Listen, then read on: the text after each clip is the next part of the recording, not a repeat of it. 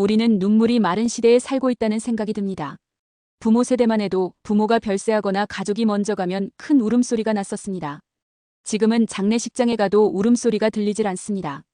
우는 사람이 별로 없습니다. 삶과 죽음에 대해 달관했기 때문일까요? 아닙니다. 달관해서라기보다 우리 감정이 그만큼 메마르다 보니 눈물도 말랐기 때문 아닐까요? 슬픔을 당한 사람의 집에 가면 같이 울어줄 수 있었으면 좋겠는데 눈물이 나지를 않아요. 슬픈 자를 보면 정말 슬프겠구나 하며 공감은 되는데 정말 같이 슬퍼해주지 못하는 겁니다. 그래서 안타까울 때 많습니다. 그런 점에서 울 수 있다는 것은 큰 복이라 하겠습니다. 거짓 울음도 있겠지만 대체적으로 눈물 흘릴 때만큼은 진실하고 정직하지 않을까요? 그런 점에서 생각해보면 하나님께는 감사의 찬양도 중요하겠지만 하나님께 드리는 눈물은 더 귀한 것이라 믿습니다. 그래서 애통하는 자는 복이 있나니 그들이 위로를 받을 것이다 하셨겠지요.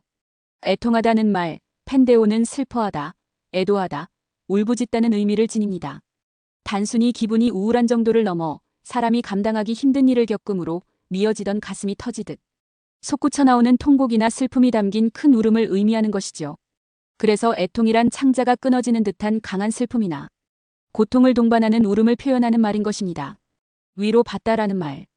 파라칼레오는 위로하다, 불러오다, 부르러 보내다, 소집하다, 권하다, 청하다, 호소하다, 격려하다 등 많은 의미를 지닌 말입니다. 여기서 쓰인 의미는 그들이 위로를 받을 것이다 라는 의미입니다. 요즘은 자신의 죄를 깨달아 아파하고 뉘우쳐 돌이키고자 애통해하는 사람은 그리 흔하지 않은 것 같습니다. 하나님의 은혜를 받되 자신의 죄를 통회하는 은혜, 애통해하는 은혜만큼 큰 것이 있을까요? 그렇게 애통해하는 신자라면 하나님께서 돌이켜 위로하시고 붙들어 주실 겁니다. 여러분은 아브라함의 첩 하갈을 기억할 겁니다.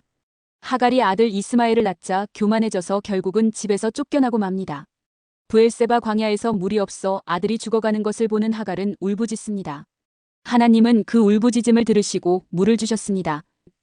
밧세바를 범한 다윗은 나단 선지의 꾸지람에 제정신이 들어 자신의 죄를 통해 자복합니다. 자신의 죄를 숨기지 않고 애통해하는 다윗을 하나님은 용서하십니다. 히스기야는 죽을 병이 들자 하나님 앞에 애통해함으로 생명을 연장받기도 하였습니다. 느헤미야나 예레미야는 자신들의 죄보다도 망하게 된 나라와 파괴된 예루살렘과 흩어진 선민의 현실을 보며 애통해하였습니다.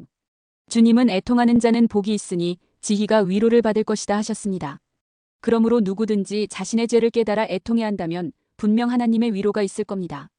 더 나아가 우는 이웃들과 국가의 불행에 동참하여 애통해한다면 거기에도 하나님의 위로와 구원하심이 있을 것입니다.